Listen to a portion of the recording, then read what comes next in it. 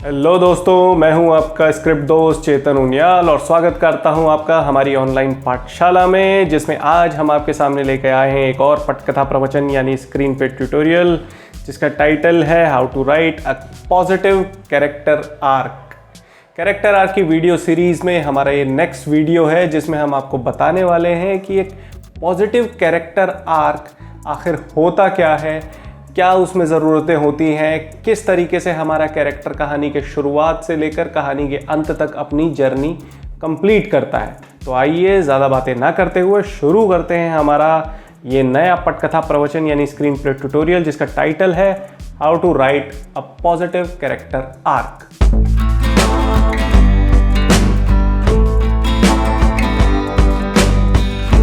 तो positive character arc, आखिर positive character arc होता क्या है? जैसे हमने समझा था पिछले वीडियो में कि कैरेक्टर आर्क के कुछ 3 इंपॉर्टेंट टाइप्स होते हैं, जिनमें से एक है पॉजिटिव कैरेक्टर आर्क। वैसे कैरेक्टर आर्क के अगर उस डिटेल्ड वीडियो पे आप जाना चाहते हैं तो उसका लिंक आपको आई बटन पे क्लिक करके मिल जाएगा, नहीं तो नीचे लिखे डिस्क्रिप्शन बॉक्स में जाकर भी आप उस वीडियो को देख सकते हैं। तो अब बात करते हैं पॉजिटिव कैरेक्टर आर्क की। देखिए, पॉजिटिव कैरेक्टर आर्क में होता क्या है कि हमारा कैरेक्टर कहानी की शुरुआत में जो विचार रखता है, जो ख्याल रखता है, जो एटीट्यूड रखता है, जो बिहेवियर रखता है, वो कहानी के एंड में जाकर पॉजिटिव चेंज लेता है। पॉजिटिव चेंज लेने के लिए ज़रूरी है कि शुरुआत में उसका आउटलुक थोड़ा नेगेटिव, उसकी आदतें थोड़ा नेगेटिव, या वो खुद एक नेगेटिव इंसान होना चाहिए, तभी तो आप उसकी जर्नी पॉजिटिव में चेंज होते हुए देख पाएंगे। फॉर एन एग्जाम्पल, मैं आपको एक बड़ी ही बेहतरीन फिल्म का एग्जाम्पल देता हूँ, बजरंगी भाईजान। फिल्म तो आप लोगों को ज़रूर पसंद आई होगी, बहुत ही प्यारी फिल्म बनाई थी कबीर खान ने, और सलमान सर ने बहुत ही बढ़िया काम किया था, और उस छोटी सी बच्ची ने भी। तो इस फिल्म के एग्जाम्पल के ज़रिए मैं आपको एक्सप्लेन करता हूँ कि पॉजिटिव कैरेक्टर आर्क के चेंज में आखिर होता क्या है। देखिए, फिल्म के शुरुआत में अगर हम देखते हैं तो हमारा जो सेंट्रल कैरेक्टर है पवन, अब ध्यान दीजिएगा कैरेक्टर, जब हम कैरेक्टर पे बात कर रहे हैं तो आपने कुछ सीन्स देखे होंगे जिसमें हम पवन की क्वालिटीज़ इस्टेब्लिश करते हैं कि थोड़ा सा भोला भाला है, शरीर से तंदुरुस्त है लेकिन दिमाग से थोड़ा कम है बेचारा। 10वीं में शायद 10 बार फेल हुआ और 11वीं बार पास हुआ तो पिताजी का हार्ट फेल हो गया। इस तरीके की छोटी छोटी चीज़ों से हम पवन का कैरेक्टर इस्टेब्लिश करते हुए चलते हैं, ताकि ऑडियंस को थोड़ा उस पर उसकी बेवकूफ़ियों पे, उसकी नादानियों पे थोड़ा प्यार आए, थोड़ा उससे जुड़े, क्योंकि अभी जो आगे जर्नी होने वाली है हमारी ऑडियंस ने इस कैरेक्टर के साथ ही रहना है। तो पवन ये कैरेक्टर भोला भाला सा, सीधा सा, मासूम सा, दिल्ली आया है, दिल्ली में काम वाम कर रहा है, और यहाँ पे अचानक एक फंक्शन में, जहाँ ये बजरंगबली का बड़ा भक्त है, इसे एक लड़की मिलती है जो शायद वहाँ खो गई है। अब ये हैरान परेशान सा कि शायद ये लड़की खो गई है, उससे पूछता है कि तुम कौन हो, क्या करती हो, क्या वो करती हो। तो ये लड़की कुछ बोल नहीं पाती क्योंकि ये गूंगी बहरी है। अब पवन परेशान है कि इसके पास ले जाए तो किसे ले जाए। यहाँ पर गौर करने वाली बात यह है कि ये लड़की मुस्लिम है और ये लड़की पाकिस्तान से है। ये बात इम्पॉर्टेंट क्यों हो जाती है? ये बात इम्पॉर्टेंट इसलिए हो जाती है कि जब हम पवन के कैरेक्टर को देखते हैं, जो हमने शुरू में ही इस्टेब्लिश किया है, उसमें ख़ास बात और है कि वो क्योंकि बजरंगबली का भक्त है, इसलिए वो मस्जिदों में नहीं जाता। उसे लगता है वो गलत जगह है, वहाँ उसे नहीं जाना चाहिए, या वो पाकिस्तानियों की इमेज उसके दिमाग में बिल्कुल अलग है कि शायद वो बहुत ख़राब लोग हैं, गलत लोग हैं।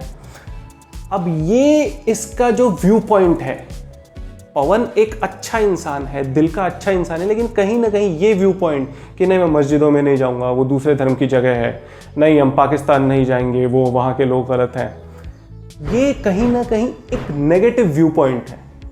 अब इस नेगेटिव व्यू पॉइंट का चैलेंज होना ज़रूरी है। अगर इस नेगेटिव व्यू पॉइंट को चैलेंज करके हम इसे एक पॉजिटिव व्यू पॉइंट में बदलने में कामयाब हो जाते हैं, तो हम समझ पाएंगे कि हाँ, हमारा कैरेक्टर का एक चेंज हुआ है, हमारे कैरेक्टर के आर्क में एक चेंज आया है। अब उस चेंज को लाने के लिए जो जरिया बनती है वो है ये छोटी बच्ची, एक मुस्लिम बच्ची, पाकिस्तान से आई हुई प्यारी मासूम सी बच्ची जो कहीं इंडिया में आकर खो गई है और उसे वापस पाकिस्तान पहुंचाने की जिम्मेदारी आ जाती है पवन के कंधों पर। अब पवन को पहले तो उसके बारे में कुछ पता नहीं है, वो सोचता है शायद यहीं के आसपास के इलाके की लड़की होगी।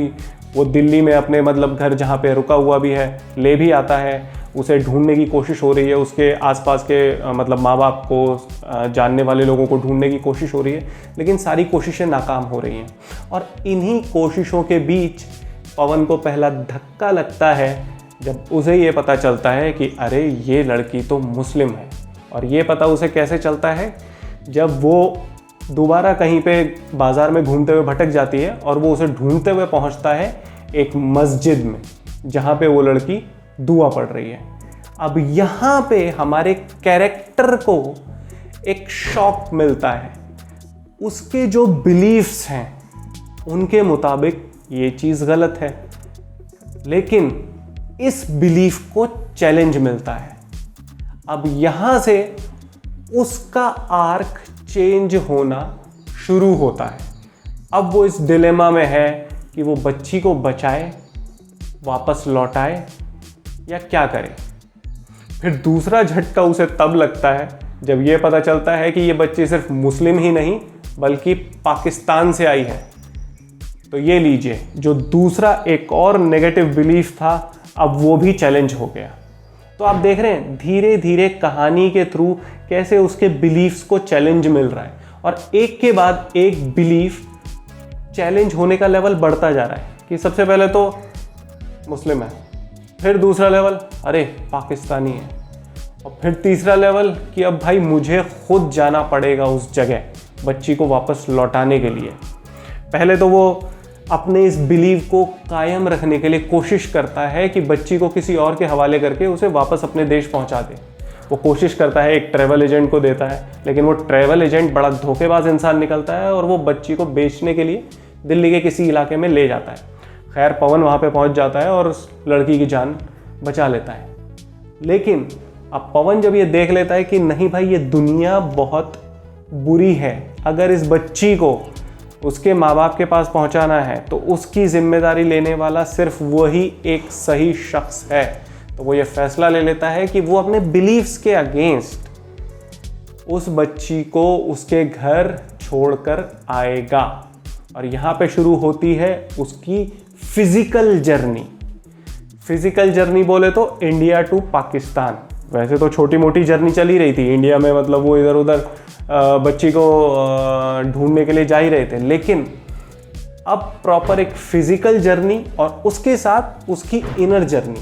यहाँ पे हमें ये बात ध्यान रखना है कि हमेशा जो हमारे कैरेक्टर की बाहर जर्नी है, जो उसका गोल है, वो उसकी इनर जर्नी को भी साथ साथ चैलेंज करता रहना चाहिए, चेंज करता रहना चाहिए, उस डायरेक्शन में पुश करना चाहिए, तभी वो जर्नी सेटिस्फाइंग बनती है। एक कैरेक्टर के लिहाज से, एक अच्छे स्क्रीन प्ले के लिहाज से ये बहुत ज़रूरी है। अगर सिर्फ हम बाहर की जर्नी देखेंगे तो एक गोल है जिसे हमने अचीव करना, हाँ भाई ये बच्ची को पाकिस्तान ले जाना है, बच्ची को पाकिस्तान ले जाके बस छोड़ दिया, तो हम ये देखेंगे कैरेक्टर में किसी तरह का चेंज नहीं आया, हम कनेक्ट नहीं महसूस करेंगे। हमने कहा ठीक है, मतलब ये फिल्म थी, हाँ इसने कर तो दिया, लेकिन खुद इस बंदे में क्या चेंज आया। हम इसकी जर्नी से इसीलिए तो जुड़े थे जब हमने इस इंसान को शुरू में देखा था कि हाँ इसकी जर्नी बड़ी इंटरेस्टिंग होने वाली है। तो खैर पवन की जर्नी स्टार्ट होती है इंडिया से और पहुंचता है वो पाकिस्तान। अब पाकिस्तान में भी तरह तरह की मुसीबतें उस पर आती हैं, कभी उसे पुलिस पकड़ लेती है, कभी कोई रिपोर्टर उसके पीछे पड़ जाता है, लेकिन इसी जर्नी के दौरान उसके छोटे छोटे बिलीफ्स भी चैलेंज होते रहते हैं। जब वो पुलिस से बचकर भाग रहा होता है, बस में छुपता है, तो बस वाले लोग, वो कंडक्टर उसकी मदद ही करते हैं, क्योंकि वो देखते हैं कि हाँ ये इंसान सही है, एक बच्ची को बचाने की कोशिश कर रहा है, वो उसका साथ देते हैं। यहाँ पे उसके बिलीफ्स को चैलेंज मिलता है कि हाँ यार सभी लोग गलत नहीं होते, कुछ अच्छे भी होते हैं। उसके बिलीफ्स धीरे धीरे आप चेंज होते हुए देख पा रहे हैं। वो पाकिस्तान में रह रहा है, जगह जगह घूम रहा है, उसे हर तरीके के लोग मिल रहे हैं, उनके साथ खुशी से बात कर रहा है। इवन कि एक पाकिस्तानी रिपोर्टर उसकी मदद करने के लिए उसके साथ ही जुड़ जाता है और अलग अलग जगहों पे हर तरीके से उसकी मदद करता है। तो उसके दिमाग में उसके जो बिलीफ्स हैं वो चेंज होते जा रहे हैं कि हाँ यार, मतलब सब लोग गलत नहीं होते। फिर भी अभी कुछ बिलीफ्स चेंज होना बाकी है। जैसे वो बच्ची को ले जाते हुए जब पाकिस्तान आर्मी से बचने की कोशिश में एक मस्जिद में घुस जाता है और उसे सुबह उठकर पता चलता है कि अरे वो तो मस्जिद में है, वो भाग के फिर वापस आ जाता है, बाहर आ जाता है कि नहीं मैं मस्जिद में नहीं जा सकता, मैं मस्जिद में नहीं जाऊँगा। लेकिन वहाँ उस मस्जिद के मौलवी आते हैं, उस बच्ची को सेफ रखते हैं, फिर पवन को वापस एक सेफ जगह पर छोड़ के आते हैं जहाँ वो उस बच्ची को अपने पेरेंट्स को वापस ले जाने के लिए दूसरा सेफ रास्ते पर जा सकता है। और वहाँ खुद वो मौलवी जाते हुए कहते हैं जय श्री राम। यहाँ पे एक और चैलेंज पवन के बिलीफ्स को कि अरे ये लोग तो अच्छे हैं, ये लोग तो जय श्री राम कर रहे हैं।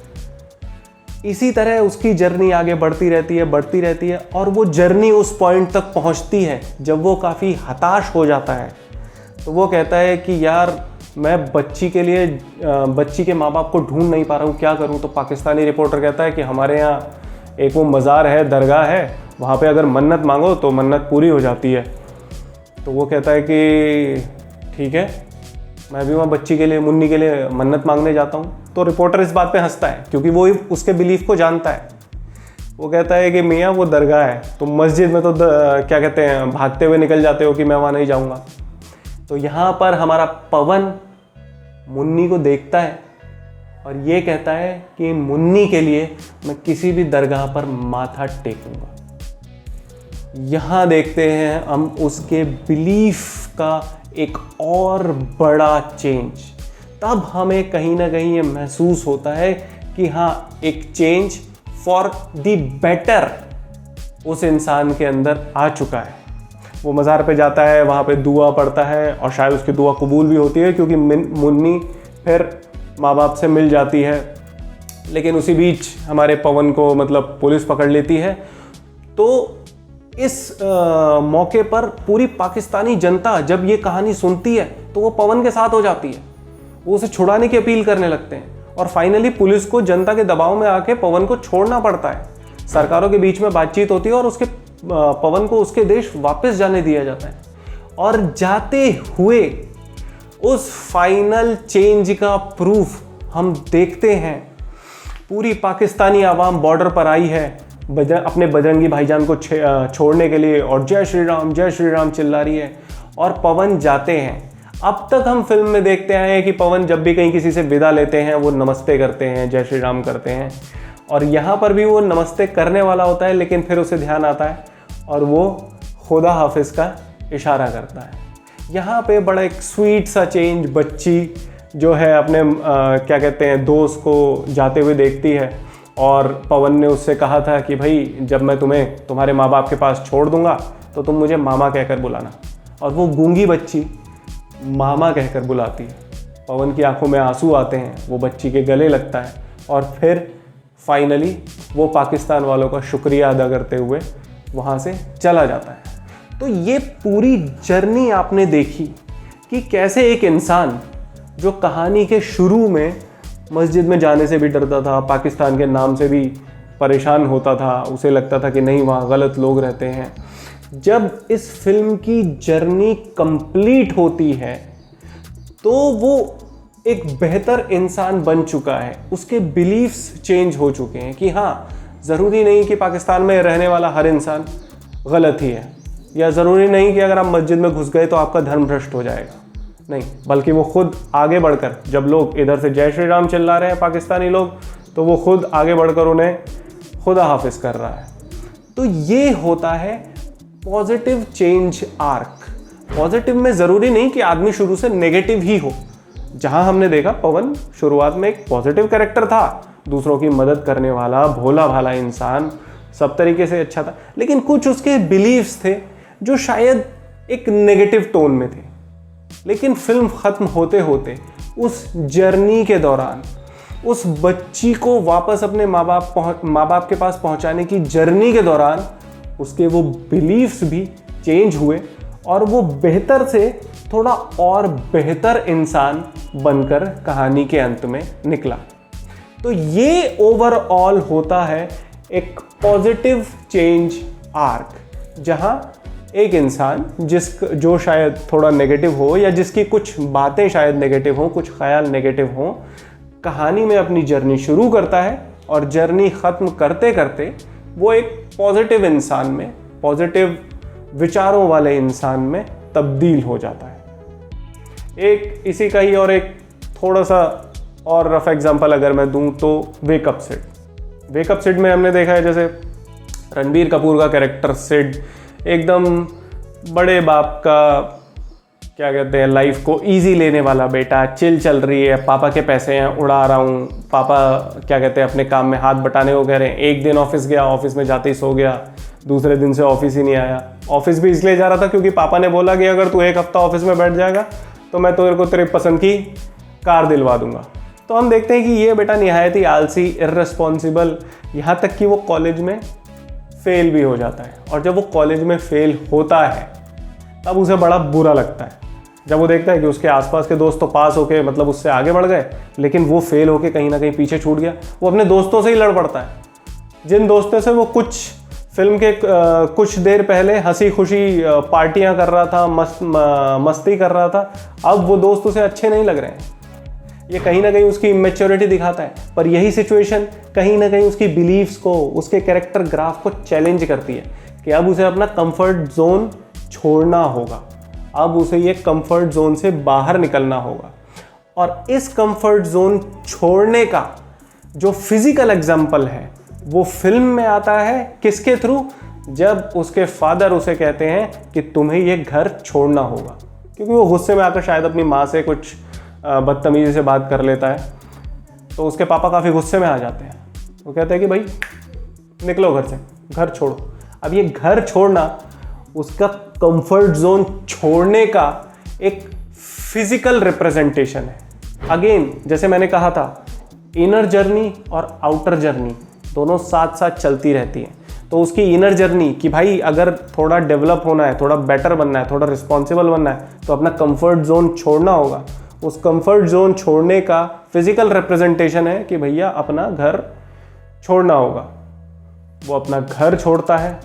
अब सबसे पहले उसके पास प्रॉब्लम आती है कि भाई रहे कहाँ।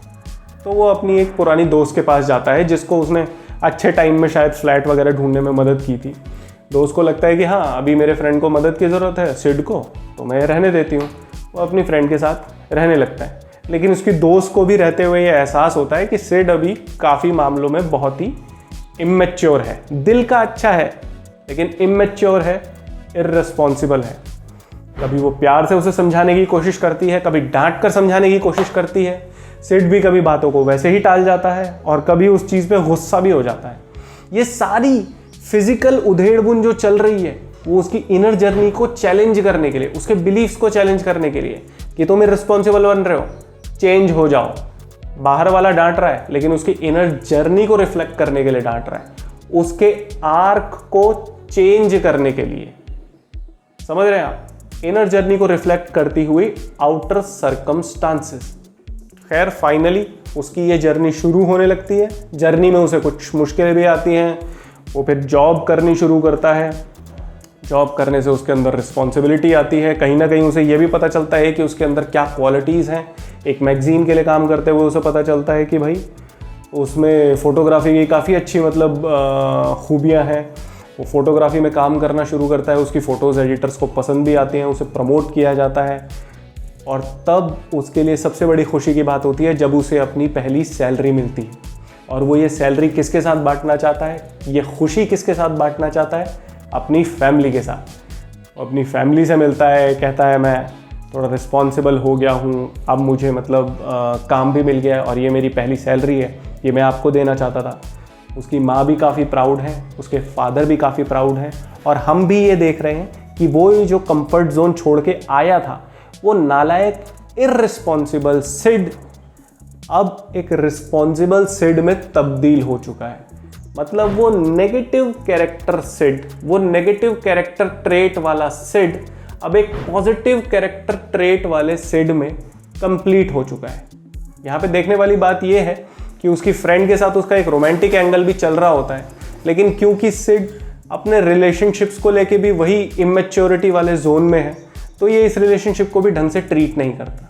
लेकिन जब उसमें वो मैच्योरिटी आती है, जब अपने रिश्तों को समझने की अक्ल आती है, तब वो उस लड़की को जाकर प्रपोज करता है, तब अपने रिलेशनशिप के लिए रिस्पॉन्सिबिलिटी लेता है कि यस, ये मेरा रिश्ता है, इसे सुधारने की या इसे सही करने की रिस्पॉन्सिबिलिटी मेरी है। और इस तरीके से हम देखते हैं कि सिड की जर्नी एक नेगेटिव, आलसी, बददिमाग लड़के से एक responsible, well behaved, mature person के तौर पे कंप्लीट होती है। तो आई होप इन 2 एग्जाम्पल्स के ज़रिए आपको काफ़ी बेटर समझ आया होगा कि पॉजिटिव चेंज आर्क होता क्या है।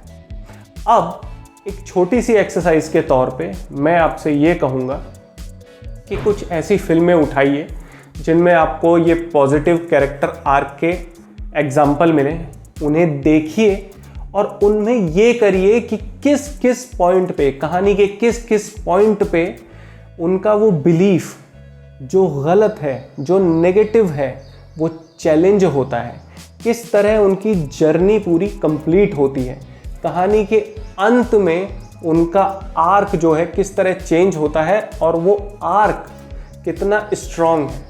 मैं आपको गारंटी से कहता हूँ, जिस भी कहानी में ये आर्क इसको बहुत सारे चैलेंज मिले और आपको काफ़ी इंगेजिंग लगे, वही फिल्म आपको दिल से छुएगी। तो प्लीज़ एक एक्सरसाइज के तौर पे 3, 4, 5 फिल्में, 2 फिल्में भी आप देखिए, उसमें अपने कैरेक्टर की जर्नी देखिए, खासकर पॉजिटिव कैरेक्टर आर्क के नज़रिए से कि कहानी में जब स्टार्ट हुआ तो ये कैरेक्टर मेरा किस पॉइंट पे था और जब कहानी ख़त्म हुई तो किस पॉइंट पे था। खुद अपने नोट्स बनाइए और फिर उसके बाद आप पाएंगे कि अगर आपने पहले कोई स्क्रिप्ट लिखी है और इसके बाद दोबारा अपनी कोई नई स्क्रिप्ट लिखने जा रहे हैं तो आपकी राइटिंग में ज़मीन आसमान का अंतर होगा। और अगर आपने पहले कोई स्क्रिप्ट नहीं भी लिखी है तो भी अगर आप कोई नई स्क्रिप्ट लिखना चाह रहे हैं, इस चीज़ को ध्यान में रखते हुए, अगर आपका कैरेक्टर ऐसे पॉजिटिव कैरेक्टर आर्क से मैच खाता है कि आप चाह रहे हैं कि पॉजिटिव कैरेक्टर आर्क देना चाहता हूँ मैं अपने कैरेक्टर को, तो इन बातों को ध्यान में रखते हुए अगर आप नेक्स्ट स्क्रिप्ट लिखेंगे तो वो थोड़ी सी बेटर तो होगी। तो दोस्तों, हमारा ये वीडियो यहीं पर समाप्त होता है। इस वीडियो में हमने देखा कि पॉजिटिव कैरेक्टर आर्क क्या होता है। अब कैरेक्टर आर्क की सीरीज़ के नेक्स्ट वीडियो में हम देखेंगे कि नेगेटिव कैरेक्टर आर्क क्या होता है। अगर ये वीडियो आपको यूज़फुल लगा हो तो प्लीज़ इसे ज़्यादा से ज़्यादा लोगों से शेयर कीजिए और प्लीज़ हमारे पाठशाला चैनल को सब्सक्राइब करिए।